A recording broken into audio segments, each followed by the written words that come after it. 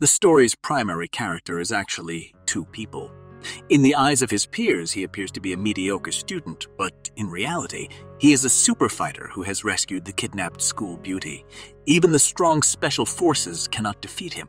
Despite being extremely powerful, he does not want to reveal that he is a superhero or a powerful devil. Instead, he prefers to blend into the background like a shadow, hiding in the shadows to investigate the limits of human might.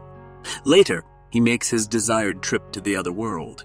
He became the leader of the shadow hiding in the shadows, ruling the shadow garden made up of a number of beautiful beings. The alarm clock wakes up Princess Akane at the start of the narrative. She enters a hot bath and gives herself a serious look in the mirror, as if she were concealing something. The driver drives Akane to school, and she immediately smiles. Everyone in the school is drawn to her because she is the most popular student, with the exception of Shadow, who works at her desk and is our primary character. Although he is considered a mediocre student by others, Akane, the most attractive girl in school, shows no interest in him. Despite having shared a desk for 3 months, he can't even recall her name. Despite Akane repeatedly telling Shadow her name, Shadow never pronounces it right. Since Shadow never pays attention to her, Akane surmises that he must be preoccupied with a major secret because he never expresses care for the most popular student in the school. Akane is somewhat unhappy by it, but she never expresses her genuine feelings in public. With a distinguished family history and an image, focused persona as an actor, Akane tries to pass as an easygoing, decent student while maintaining a constant grin. However, tranquility is short-lived. After school one day, Akane discovers her driver doesn't appear or picks up the phone, so she chooses to walk home by herself. She comes with a strong man who doesn't appear like a decent one while traveling down a lonesome road. She quickly turns to go, but is stopped by the man's friend. She appears to see Shadow, her deskmate, before she passes out from exhaustion.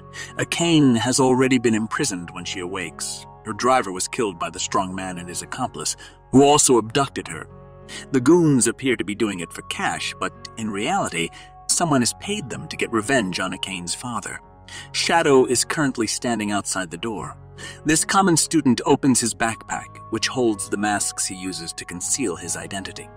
The sidekick of the powerful man looks longingly at the attractive female Akane. Shadow appears with a face-covering hat as he is preparing to act. The atmosphere surrounding him grows dreadful.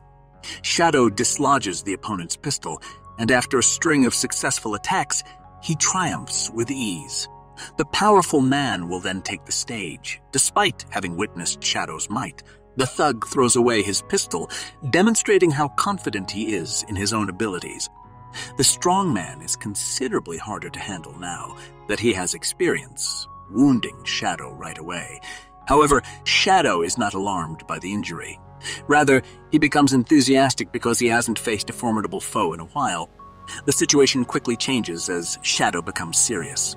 The powerful man's arm is seriously hurt, so he is only able to defend himself and cannot launch a counterattack. The moment his haughty demeanor vanished, he frantically reached for the revolver that represented his final hope. However, Shadow moves incredibly quickly, and he uses a series of these motions to completely destroy the powerful man. Akane is quite concerned that the man may kill her as well when she sees Shadow approaching. He fortunately cuts the rope for her.